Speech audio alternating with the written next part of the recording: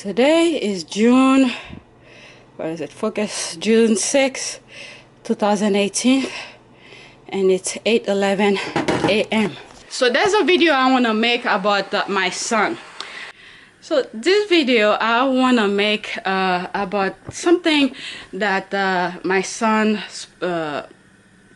did yesterday. It's nothing bad. So yesterday when he came from school, you know, he finished 8 and I was checking his homework. There's areas in his folders that the teacher will write a note to let the parents know what's going on, if something good or bad, or just leave it blank. So I get to see it and then I get to sign it, that particular section. And then there's another page where I have to put the book that he read or whatever he did. So he's supposed to read every day. So while I was checking the folder, and the teacher wrote something on the section where she should be putting her comment, and it's something positive, but I don't remember exact way she put it, because they left already, they're not here, they just went to school, so I don't have, and I didn't take picture of the thing.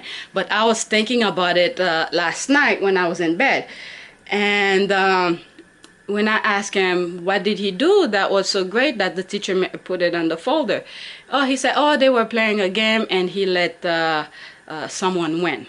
So I guess he was being good sportsmanlike. Okay, so he let the person win. And at that time I told him, okay, it's good. Sometimes it's good to do that, but in the real world you can't always do that. The reason that I'm telling him that now, because let me give the example, let me tell you the example that I told him. And I told him that if, for instance, there's a group of people who are looking for a job, right?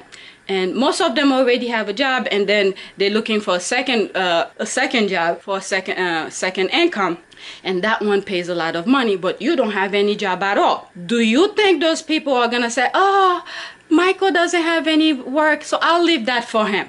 So I told him, you can't always be so passive like that. You have to be more, sometimes you have to be a bit more aggressive. I'm not telling him to be like an animal or pushing people in school to always be first. That's not what I'm saying.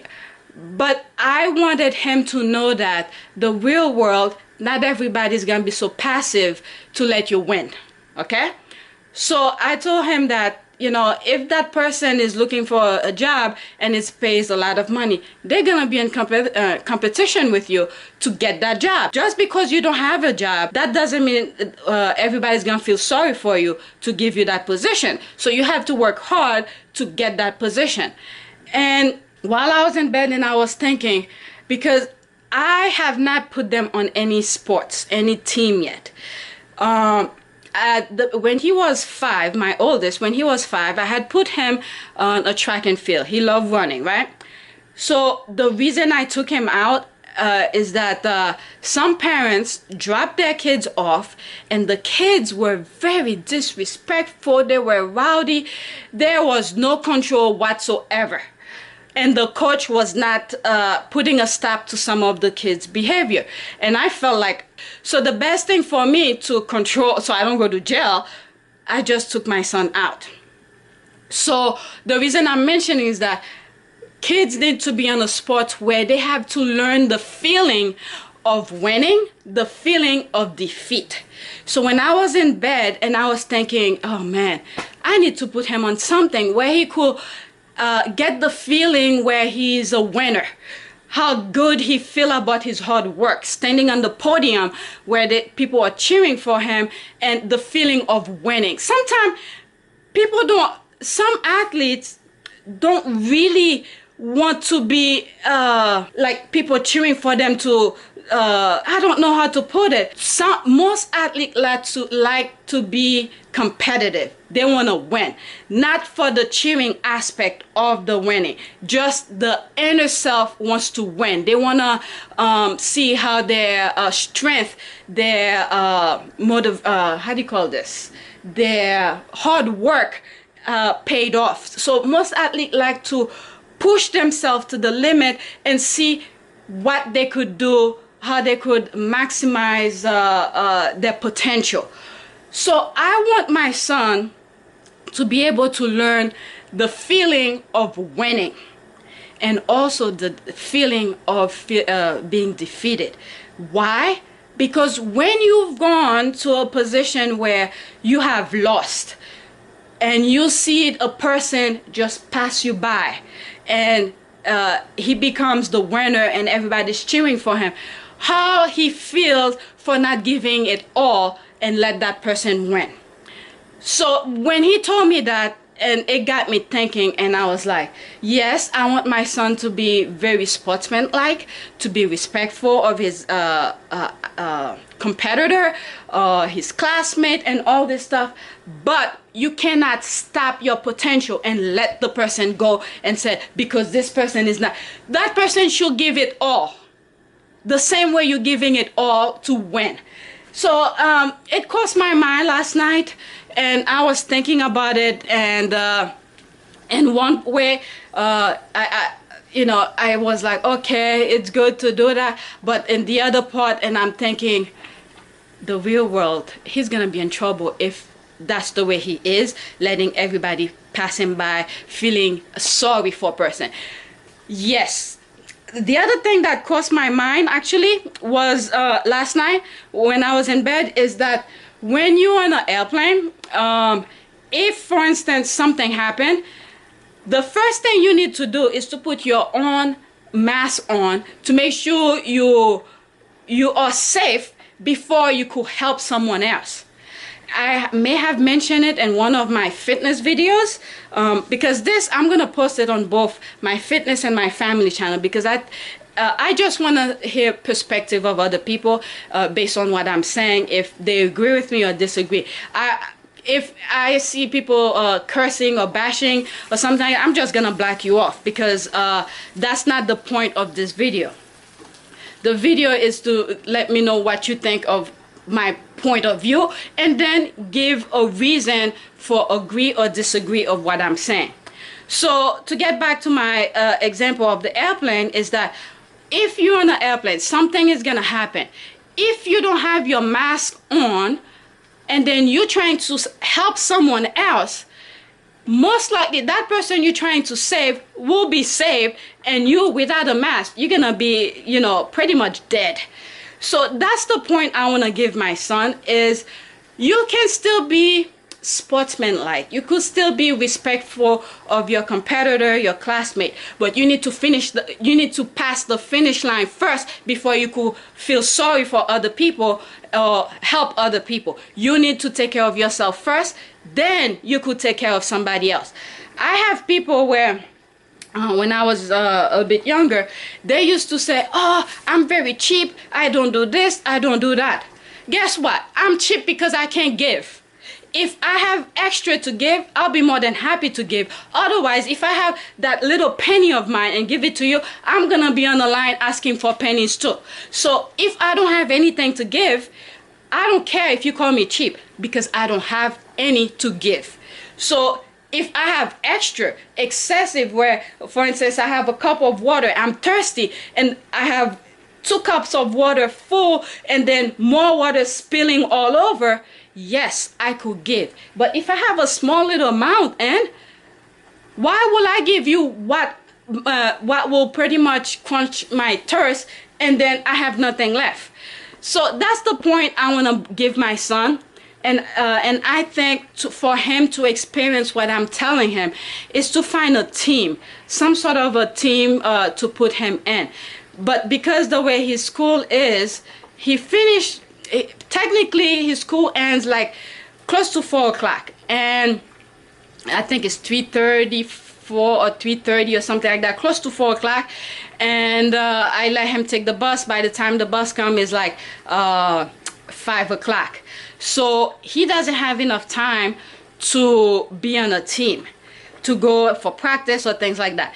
If I were to go pick him up from school, let's say I find a sports to put him in, if I were to go pick him up, let's say 3 something, and the time for traveling, traffic, let's say if I drive or take public transportation, is just not worth it. But the school that he's in is really good.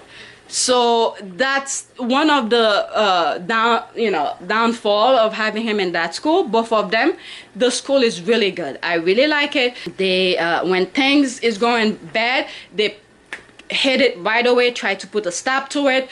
If my son have done something, they contact me right away. They want to put a stop to it. Or if the opposite, someone else is bothering my kid, they pretty much on point with everything. So that's why I like that school, and I took them out of the school that was actually closer to me and put him in that, because I had experience at that other school where things were, the disciplinary part of it was not there. And I'm very passive also, but when things really out of control, there's no respect, I will go all the way. I will go all the way to make my point. I don't care if I lose everything, but I need to fight it. You could see, for my fitness channel, you could see my gym ordeal kind of thing. That was the same kind of thing. I was very passive at the beginning with the gym owner, but when he started, he won't let go. And I said, God damn, so I must take it all the way also. So that's the kind of thing I'm trying to show my son. It's good to be sportsmanlike, to be respectful of your competitor. I know I said that already, but I'm just repeating myself. But he needs to learn to cross the finish line first before he could feel sorry for other people, before he could help other people, before he could reach out someone else or something like that. While I'm talking about this, and I'm thinking about, I think it was one of the marathon or something. I don't remember which sport. It could have been a Boston Marathon or something, but it was a running kind of thing. And I saw, I think it was two instances, 2 different times. At a track field, I believe I saw a competitor helping another competitor to cross the finish line. That's not what I'm telling my son to do. That's not it, because that person, had already lost anyway, who helped the other one who couldn't finish it, and I think it was a she who went back and helped the fellow competitor to cross the finish line. Why do you think this happened? Because when you are a competitor, you work your butt off to be at that position. No one stopped to say, okay, you could take that position. If you don't have it, you're not gonna be there. If you don't work your butt off to get that spot, you're not gonna be there. So no one opened the curtain for you or the red carpet for you to just walk in and say, go run. No. So when that competitor came back and helped his fellow competitor to cross the finish line, it's the feeling of knowing you work your butt off, and then days later you just saying, oh, I should have done this, you're gonna feel that anger, not because you didn't win, just because you didn't cross that finish line. I played basketball in high school. I play volleyball in high school and college. So I know the feeling of winning, the feeling of losing. So this is something I need to have my kids get involved to learn the feeling of winning and the feeling of losing. That way, when they're competing, they have a sense, a perspective of their position, why they are where they are.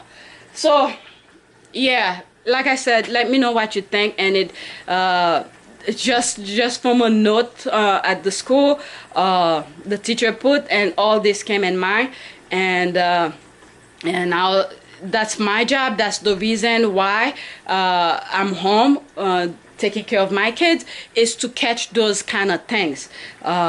If I were to hire a sitter, not only will I just go to work and hand over my check to a sitter, but those kind of lessons I will not be able to pick up right away, because I'll be too focused on helping a business owner achieve his goal. That's meaning working for someone else. and I will not be able to catch those kind of learning perspectives for my kids. So I need to address that to my kids, and I may not just make them sit down and talk to them like do this, do that. No, I have to somewhat make them go through it, create some sort of a thing without them even knowing that they're actually learning or doing things like that. So yeah, that's part of parenting. So anyway, it's 8:30. I need to start getting myself ready. I need to make my coffee. The water was ready and I turned it off. So that's it. Please subscribe, like, and share, and let me know what you think. Thanks.